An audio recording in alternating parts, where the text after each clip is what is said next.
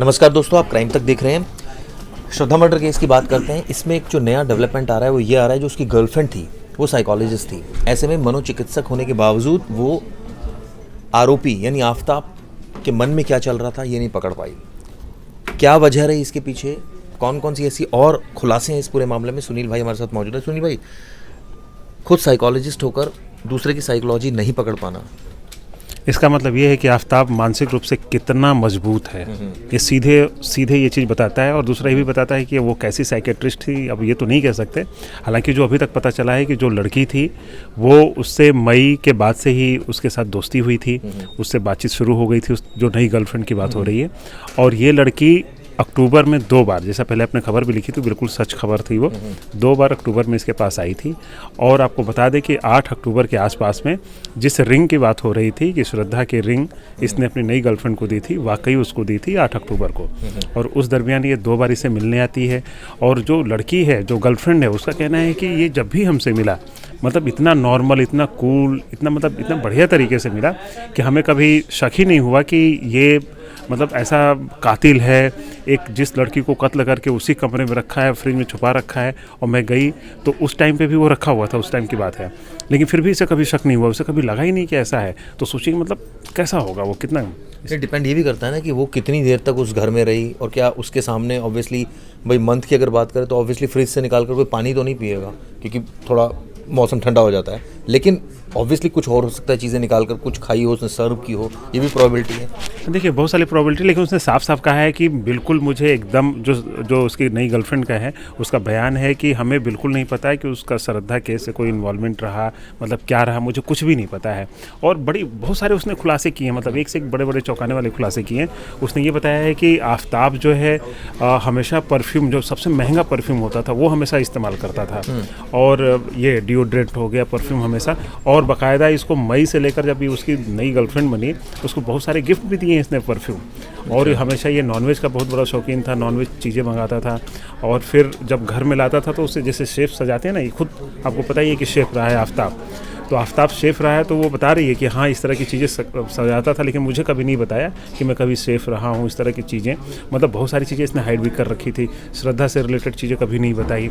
लेकिन सबसे बड़ा सवाल यहाँ पे यही आता है कि जो साइकेट्रिस्ट है एक लड़की, वो इसके साइको को समझ ही नहीं पाई है। तो मतलब वो कितना बड़ा ये मतलब इस तरह का रहा है कि एक एक चीज़। और ये भी बताया है कि वो नशा बहुत ज़्यादा करता था, वो सिगरेट बहुत ज़्यादा पीता था। तो इस तरह की चीज़ें वो कई बार कहता था कि मैं छोड़ भी दूंगा।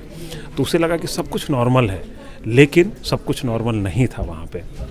इसमें एक चीज़ और भी है कि लड़की डेटिंग ऐप के ज़रिए जुड़ी थी, हमने खबरें पहले बनाई थी। तो लड़की जब सीधा उसके घर जा रही है, डेटिंग ऐप से जुड़ रही है, तो ऑब्वियसली उसको बहुत सारी चीज़ें नज़र आ रही होगी उसके बारे में, उसकी एक्टिविटीज़ के बारे में।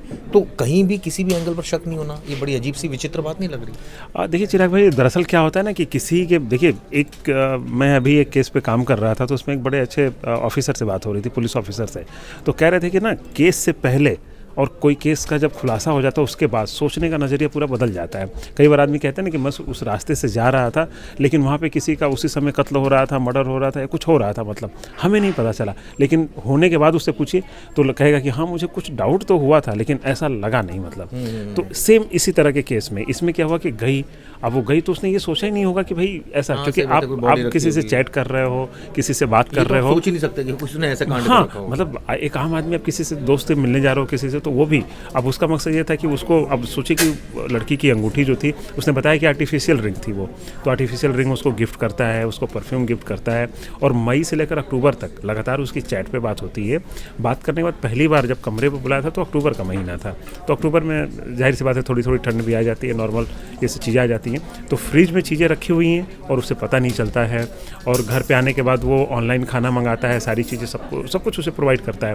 वो कहते हैं कि कभी भी किसी भी चीज़ पे उस पर कभी उसके हाव भाव, उसके बात व्यवहार, अपने मुंबई के बारे में बताता था कि मुंबई में इस फ्लैट में रहता हूँ, मेरा परिवार ऐसा है, सब कुछ उसने बताया। लेकिन कभी ये नहीं बताया कि श्रद्धा कौन थी, क्या हुआ, उसके बारे में उसको कुछ नहीं पता है। तो जाहिर सी बात है कि बहुत बड़ी साजिश थी उसकी।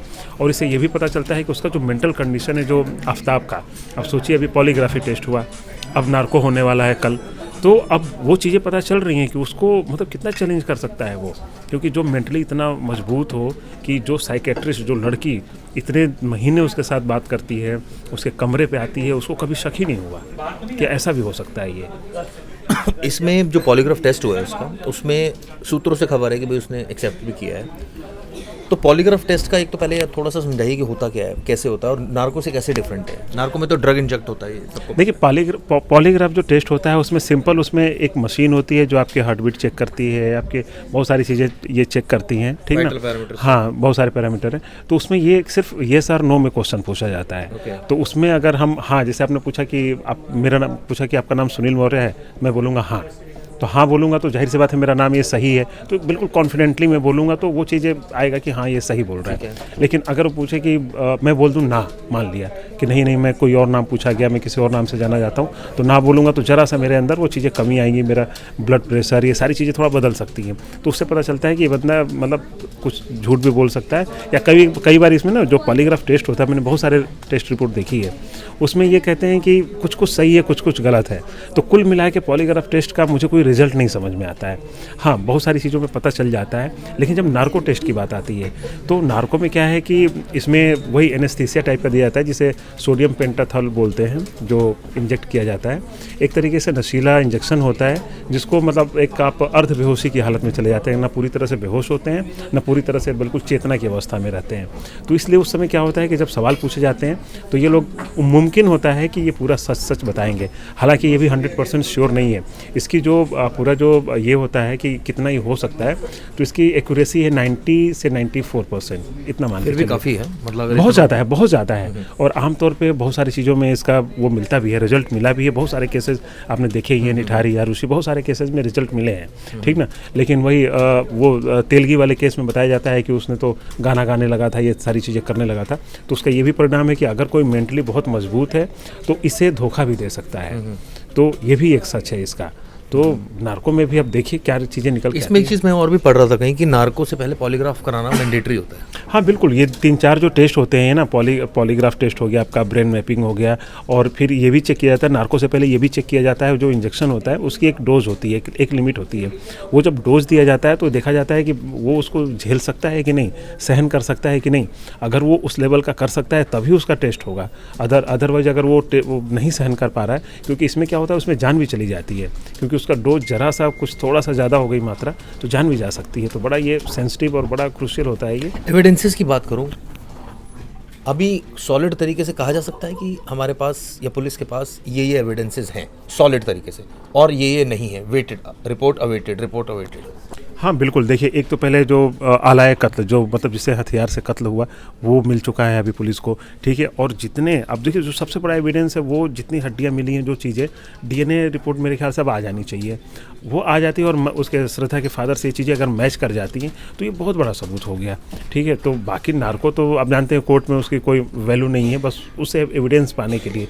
अभी क्या है कि जो कटा हुआ सिर है वो नहीं मिला है, तो तमाम ऐसी चीज़ें हैं जो नहीं मिली हैं अभी, तो वो सारी चीज़ें अभी पुलिस को चाहिए। तो इसीलिए नार्को टेस्ट कराना, उसका पूरा मोटिव, अभी तक मोटिव क्लियर नहीं है। मोटिव में अभी तक बस यही एक पता चला है कि वो 3-4 मई को क्या हुआ कि वो ब्रेकअप करना चाहती थी, उसने कह दिया था कि अब हमें तुमसे अलग तो मोटिव साफ हो गया था, कल तो बताया ये वाली बात। बिल्कुल, ये बात बताई है उसने, लेकिन ये कह देना कि 100% वही सच है, ये अभी आप नहीं कह सकते।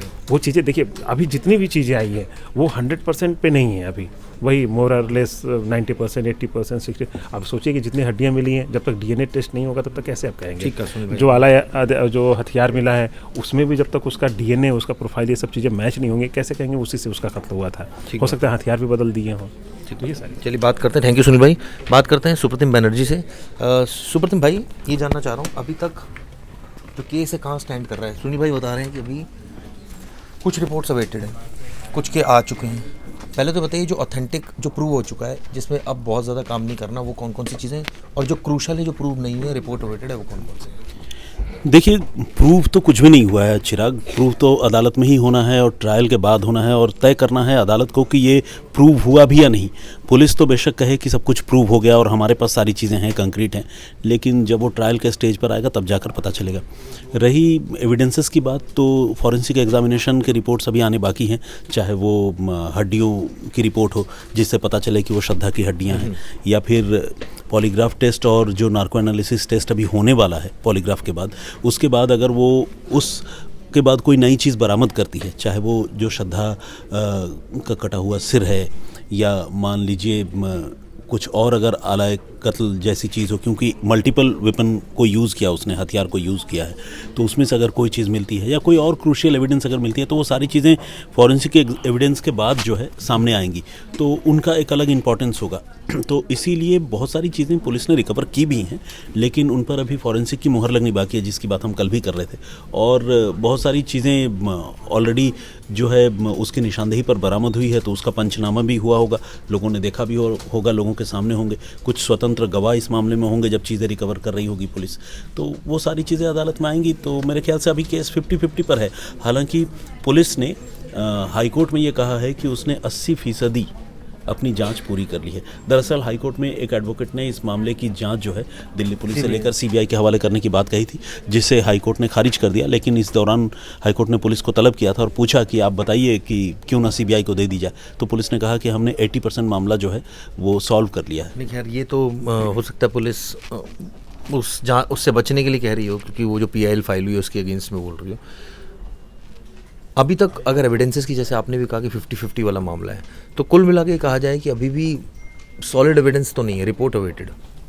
हाँ, रिपोर्ट अवेटेड है, लेकिन रिपोर्ट पॉजिटिव होंगे इस बात के चांसेस बहुत ज़्यादा हैं, क्योंकि जैसा कि हमने पहले भी कहा था कि महरौली के जंगलों से आफताब की निशानदेही पर अगर इंसानी हड्डियाँ मिल रही हैं, तो जाहिर है वहाँ बहुत सारे इंसानों का कत्ल हुआ, बहुत सारे इंसानों की लाशें पड़ी है। ऐसा तो नहीं है एक श्रद्धा की ही लाश के टुकड़े वहाँ हो सकते हैं, हो सकता है कि कोई और भी लाश कभी किसी दौर में निपटाई गई हो, तो अगर उसके हड्डियाँ मिल गए होंगे तो उसको सेग्रीगेट कर दिया जाएगा, अलग कर दिया जाएगा, फॉरेंसिक के एक्सपर्ट्स बता देंगे। तो अगर मान लीजिए आफताब की निशानदेही पर वो हड्डियाँ मिली और उसके घर से ब्लड स्टेन मिले, कपड़े मिले, और जो रेफ्रिजरेटर है वो मिला जिस पे उसने लाश रखा था, वो कहाँ से ख़रीद कर लाया, कब ख़रीद कर लाया, डेट्स वगैरह मैच कर रही हैं, मोबाइल के लोकेशन वाली चीज़ें मैच कर रही हैं, तो जब ये सारी चीज़ें एक दूसरे से कोरोबोरेट होंगी, मिलेंगी, तो एक कंक्रीट एविडेंस के तौर पर अदालत के सामने आएंगी, और आई होप कि ये हो पाएगा। हाँ, इस केस में एक दूसरे एस्पेक्ट भी देखें कि उसकी जो गर्लफ्रेंड थी वो साइकोलॉजिस्ट थी, जैसे सुनील भाई बता रहे थे कि वो एक एंगल है, ऑब्वियसली प्रोब का एंगल है, लेकिन वो कोई बहुत क्रूशल एविडेंसेस इसको नहीं माना जाएगा, क्योंकि वो उसको पता ही नहीं है ज़्यादातर चीज़ें अकॉर्डिंग टू गर्ल। देखिए, ये तो सिर्फ उस लड़के के व्यक्तित्व का एक पहलू है जिसको अपने केस को मजबूती देने के लिए, और एक आप कहिए कि एक इमोशनल पावर देने के लिए प्रोसिक्यूशन की ओर से अगर कहा जाए तो अदालत में कहा जाएगा, इसके बारे में बताया जाएगा, जिसमें पुलिस या प्रोसिक्यूशन ये बताएगी कि इसने एक कत्ल कर दिया और ये इतना, जिसे कहते हैं कि आप हैवान कह लें या कह लें कि इतना संवेदनहीन है कि एक कत्ल करने के बाद दूसरी लड़की को उसी घर में ले आकर डेट कर रहा था, उससे बात कर रहा था। तो ये तो जस्ट एक पहलू है, इसका श्रद्धा के मर्डर से डायरेक्टली कोई लेना देना नहीं है। फैमिली से भी पूछताछ हुई है, आफताब की फैमिली से भी कर चुकी है पुलिस, श्रद्धा की फैमिली से भी कर चुकी है। फैमिली ने काफ़ी कुछ हो सकता है प्रकाश डाला, और रिलेशंस के बारे में, कैसे दोस्ती हुई थी इनकी, फिर क्यों लिव इन में चले गए, क्या वजह रही, हम तो विरोध करते थे, तमाम बातें बोली होंगी फैमिली की तरफ से भी। बिल्कुल, परिवार ने तो कही है चिराग, और सिर्फ परिवार क्यों, श्रद्धा और आफताब के जो दोस्त अब तक सामने आए हैं, हम क्राइम तक ने भी उनसे बातचीत की है, कई इंटरव्यूज़ हमने दोस्तों के सामने रखे हैं, तो उसमें उन लोगों ने बताया है कि ये लोग जो है डेटिंग ऐप पर मिले थे, ऑल्दो वो एक साथ काम करते थे, लेकिन आफताब जो है श्रद्धा को लेकर बहुत ज़्यादा पॉजिटिव था। पॉजिटिव मतलब अगर श्रद्धा किसी लड़के से बात करती थी तो वो बात आफताब को नागवार गुजरता था, लेकिन दूसरी तरफ आफताब जो है वो एक साथ बहुत सारी लड़कियों से डेटिंग कर रहा था, और सिर्फ एक ऐप नहीं बल्कि उसके मोबाइल फ़ोन पे कई डेटिंग ऐप्स थे।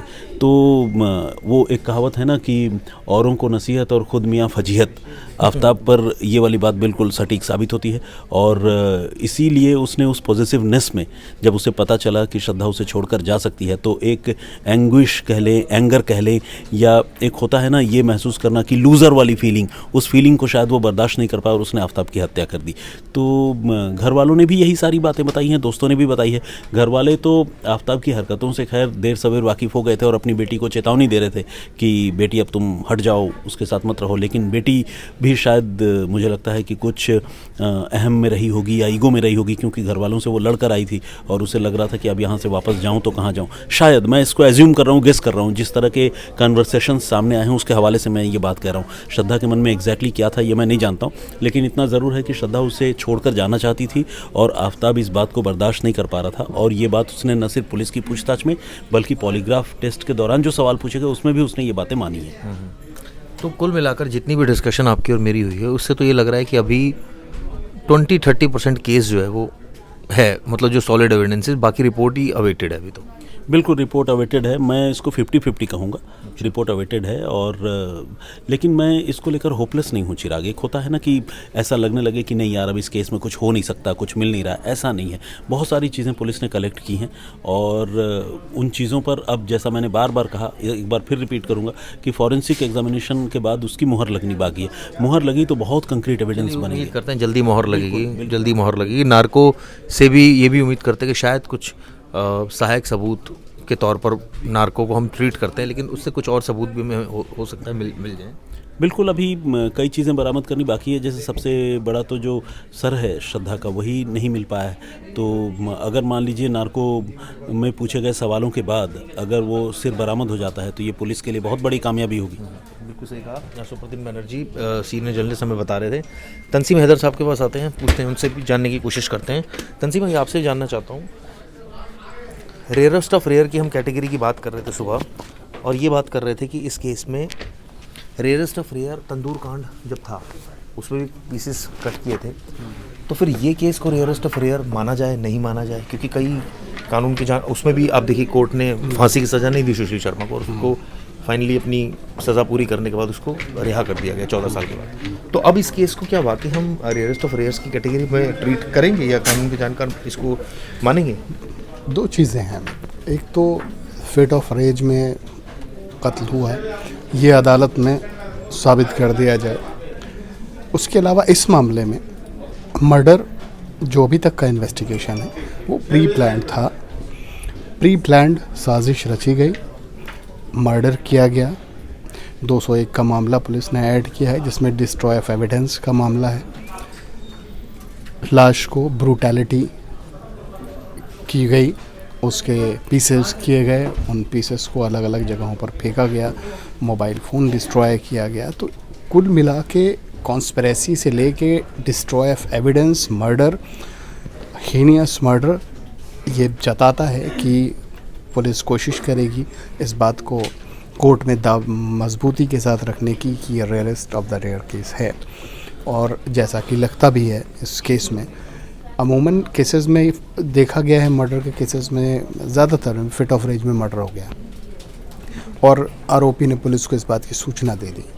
वहाँ पे कुछ गुंजाइश रह जाती है जो आरोपी के पक्ष में जाती है, लेकिन यहाँ पे प्लान करके लड़की को लाया जाता है, उसे न सिर्फ हत्या के पहले भी मार पीटा जाता है, उसे धमकाया जाता है, उसकी जान को ख़तरा होता है। एक चीज़ इसमें मैं ऐड ऑन करना चाहूँगा हैदर भाई जी, एक साइकोलॉजी, आपने भी कई सारे केसेस कवर किए, इस तरह का क्रिमिनल देखा आपने? मतलब आपके करियर में ऐसा क्रिमिनल नज़र आया जो इतना शार्प हो करने के बाद, प्लस प्लानिंग में उसने कोई कमी नहीं छोड़ी। लेकिन एक बात और भी सच है कि आप जितने भी शातिर हो जाओ, बॉस कहीं ना कहीं कुछ ना कुछ तो छोड़ोगे। देखिए ऐसे केसेस अमूमन ज़्यादातर हमने देखे जो हिंदुस्तान से बाहर हुए हैं, जिनमें इस तरीके से प्लान किया गया, ग्लव्स पहने गए, पीसेस किए गए, उन्हें फ्रोज़न करा गया, उसके बाद डिस्पोज ऑफ किया गया।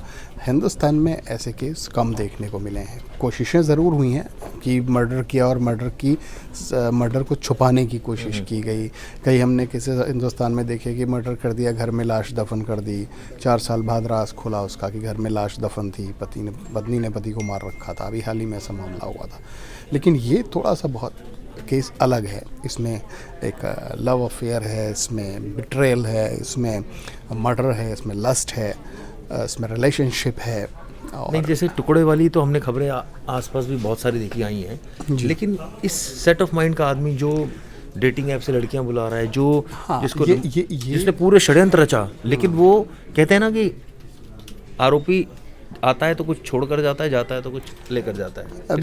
बिल्कुल ये थोड़ा सा केस अलग है, इसीलिए हम इसको rarest of the rare case बोल रहे हैं। चिराग, चूँकि इसमें एक अकेला कॉन्स्पिरेटर है, अकेला मर्डरर है, अकेला डिस्ट्रॉय कर रहा है, और उसका एक आदमी का दिमाग चल रहा है इसमें कोई और उसका साथ नहीं दे रहा है। और जो लोग उसका साथ दे रहे हैं वो एक वर्चुअल वर्ड है जो उसका साथ दे रहा है। उस वर्चुअल वर्ड से वो सीख रहा है how to kill, how to dispose of, how to carry the dead body, how to freeze that. तो ये सारी चीज़ें उसकी कॉन्स्पिरेसी का हिस्सा ही अपने आप में एक अलग केस स्टडी है और अपने आप में एक अनोखा केस सामने आया है, ख़ासकर दिल्ली पुलिस के इस मामले में। ऐसे बहुत केसेस हुए इससे पहले कि मास मर्डर हुआ, लाश छुपा दी, निठारी में मर्डर हो गया, आरुषि मर्डर चलता रहा बहुत कई साल तक, उसमें भी 2 मर्डर हुए, पहले दिन तो पता ही नहीं चला कि दूसरी लाश भी छत पे पड़ी हुई। लेकिन ये एक अलग ही तरह की कॉन्स्पिरेसी सामने आई है कि जिसमें एक सो कॉल्ड जो प्रेमी बंदा था उसने कॉन्स्पिरेसी के तहत इस तरह कत्ल की वारदात को अंजाम दिया है। नहीं, जैसे ये हम डिस्कस भी कर रहे थे, मतलब ये एक यूनिक केस ऑब्वियसली है क्योंकि इसमें आरोपी जो है वो बहुत चिल्ड आउट है, लेकिन कहीं ना कहीं आप जितने शातिर हो जाओ, आपको ये पता था कि जब आप करोगे आप बाहर जाओगे, आपको पता था बाहर जाओगे तो कहीं ना कहीं किसी ना किसी सीसीटीवी की जद में आओगे, आपको ये पता था कि जहां आप हो आपने पूरी कोशिश की वहाँ से ब्लड स्टेन हटाने की, लेकिन कहीं ना कहीं ये भी है कि भाई CFSL इतनी एडवांस है कि पकड़े जाओगे, कहीं ना कहीं लास्ट सीन एविडेंस में आप फंसोगे, CDR में आप फंसोगे, लोकेशन में आप फंसोगे। तो ये तो मुझे लगता है कि इसको हम जितना शातिर बोल रहे हैं, सच्चाई तो है कि ये तो महाबेवकूफ़ था। देखिए, जितना भी क्राइम प्लान करके होता है, कॉन्स्पिरेसी को प्लान जो किया जाता है, उसमें जो प्लानर होता है वो कोशिश हमेशा इस बात की करता है कि उसका जुर्म जो है वह छुप जाए और वो ज़्यादा से ज़्यादा दिनों तक पुलिस से बचा रह सके। आप किसी भी ऑर्गेनाइज क्राइम की बात कर लीजिए, मान लीजिए एक एग्जांपल लेते हैं, सिद्धू मूसावाला का मर्डर करा दिया गया, लोगों ने कोशिश की ना कि किसी तरह वो बचे रहें, जल्दी सामने ना हो, जल्दी पकड़े ना जाएं। सैटेलाइट फ़ोन के इस्तेमाल हो रहे थे, विदेश से इंस्ट्रक्शन दिए गए, कहीं ड्रोन से हथियार आए, चीज़ें घूम फिर के बहुत की कोशिशें, लेकिन लोग पकड़े गए, उसमें एनकाउंटर्स हुए, उसमें उन्हें भी लगता होगा नहीं हम भाग जाएंगे विदेश करके निकल लेंगे, हम अपने बंदों को नहीं भाग पाए। जो भी क्राइम कर रहा है, 2 ही तरह के क्राइम हैं, एक तो मैंने बताया फिट ऑफ रेज में हो गया, एक है और एक कॉन्स्पिरेसी के तहत ऑर्गेनाइज क्राइम है। अब हमने प्लान किया है और ये कोशिश की है कि बच जाएंगे, लेकिन अमूमन ऐसा होता नहीं है चिराग, ज़्यादातर केसेस में कि क्राइम आज नहीं तो कल, कल नहीं तो परसों वो चीज़ खुलती है, और जब खुलती है तो उसके एविडेंसेस भी सामने आते हैं। तो कहने का मतलब है महाबेवकूफ़ था आफ्ताब। बिल्कुल, ये तो सरासर बेवकूफ़ी वाली बात है यार। देखिए, आपका किसी से रिलेशन ख़राब हो रहा है तो आप उससे रिश्ता तोड़ लीजिए। आप किसी को ज़िंदगी देने की ताकत क़ुव्वत नहीं रखते हैं तो किसी की लाइफ लेने का आपको कोई अधिकार नहीं है। आप उससे रिश्ता तोड़ लीजिए, अलग हो जाइए, जाने दीजिए। बिल्कुल ठीक कहा हैदर भाई।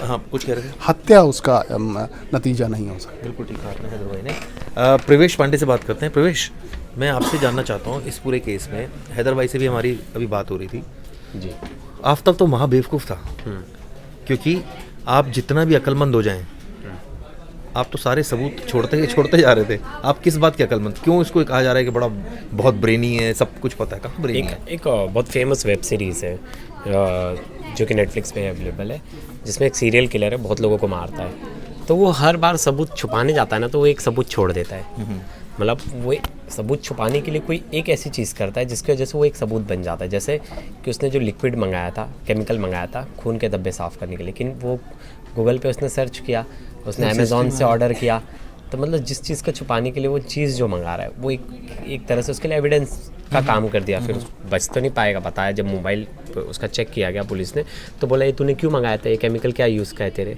तो फिर उसमें तो पता चल गया। तो ऐसा बहुत सारे क्रिमिनल्स यही तो सोचते हैं स्टार्टिंग में, मैं तो ये सब चीज़ें कर रहा हूँ, छुपा ले रहा हूँ। तो फिर ये अकलमंदी कहाँ से? ये तो महाबेवकूफ़ी है। हाँ, तो अगर इतना अक्लमंद होता तो क्रिमिनल नहीं होता, या तो अक्लमंद होता तो पकड़ाता नहीं, दोनों चीज़ें।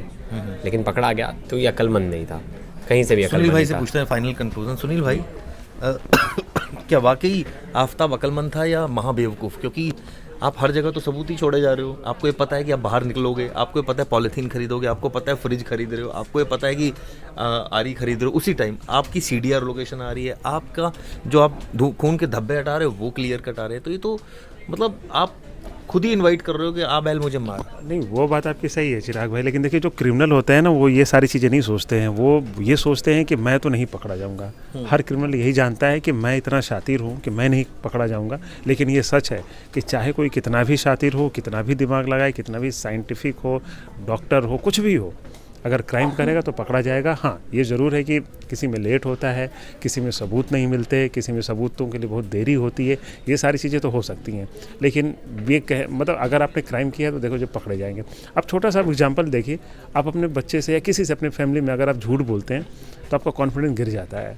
तो वो चीज़ तो हम छुपा नहीं पाते हैं, ठीक ना। तो एक क्राइम जो मर्डर करे और ये चीज़ें करे तो कैसे छुपा सकता है? तो सवाल ही नहीं है। हाँ, उसके तरीके अलग अलग हो सकते हैं। वो हो सकता है 10 फिल्में देखें तो लास्ट में हर फिल्म में ये भी दिखाया जाता है कि क्रिमिनल पकड़ा जाता है। ये कह सकते हैं कि थोड़ा डिले कर सकता है, बट वो ऐसा नहीं है। बिल्कुल बिल्कुल, यही सच्चाई यही है। देखिए, आज नहीं तो कल तो पकड़े जाएंगे ही जाएंगे, इस नहीं तरीके से उस तरीके से। और कई बार आपने कई केसेस में देखते हैं कि अगर नहीं भी पकड़े जाते हैं तो बंदा खुद ही आके कहता है कि जी मैंने तो ये किया था, मुझे किसी ने पकड़ा ही नहीं, क्योंकि अपने आप को कंट्रोल ही नहीं कर पाएगा। सच है सुनील भाई, बहुत सारे ऐसे केसेस हैं, बहुत सारे मैंने सुने, और कई सारे अनसॉल्व केसेस भी रह गए, और कई ऐसे भी केसेस हुए जो रिपोर्ट ही नहीं हुए, जिनका पता ही नहीं चला आज तक। सैकड़ों ऐसे केसेस होंगे जिनका पता नहीं चला कि किसी को मार दिया। हाँ। और ये पता है वो गायब हो गया जी, या कोई आगे पीछे वाला पता करने वाला नहीं। दूसरा, कई रिपोर्टेड केसेस भी अनसॉल्व रहे हैं। तो मतलब दोनों ही बातें हैं। हाँ, बहुत सारे केसेस देखिए, रिपोर्टेड केसेस है। अब देखिए ना, ये जो अभी 6 महीने बाद अभी जो अंजन दास वाला केस हुआ, अब सोचिए कि अगर उसमें रिपोर्ट भी नहीं किसी ने की, ठीक है ना, अगर पुलिस खुद से एफर्ट नहीं करती, इतने सारे घर घर जाके ये सब चीज़ें नहीं पता करती कि कौन मिसिंग है। लेकिन उसमें भी गलती तो करी ना, उसने टुकड़े जहाँ जहाँ फेंके वो टुकड़े मिल गए पुलिस को। हाँ, मैं वही कह रहा हूँ, तो मिलेंगे ही ना। देखो, आप उसे घर में भी तो नहीं रख सकते ना, कौन कैसे रख सकता, कहीं ना कहीं तो फेंकना ही पड़ेगा। तो चीज़ें देखिए, कई केसेस में हमने देखा सुनील भाई, ऐसे भी केसेस है जिनमें लाश को घर में ही गाड़ दिया, और वो कई, एक यूपी का मामला था, मैं पीछे हाँ दृश्यम टाइप का, अभी उस पर खबर भी लिखी थी कि वो हस्बैंड वाइफ दोनों को मार दिया था और दोनों को फेंक दिया था आसपास के, मतलब अपने घर के पास ही, इसलिए नहीं दूर फेंका कि कहीं और जाएंगे तो पकड़े जाएंगे। वो ये सोच के अपने ही घर में एक जो है घर के, मतलब जो आपका बाउंड्री है, एक तो वहीं पे करा और एक बगल में भैंस वैंस बांधते थे, एक वहाँ पे कर दिया। लेकिन हुआ क्या उस केस में, उस केस को हम कभी तसल्ली से बताएंगे। उस केस में जो उसकी बच्ची थी उसने देख लिया था उस चीज़ को। वो बच्ची हमेशा डरती रहती थी, इनको लगता था यार बच्ची वो सपने में अब डरने लगी, तो उन्हें बड़ा बुरा लगने लगा।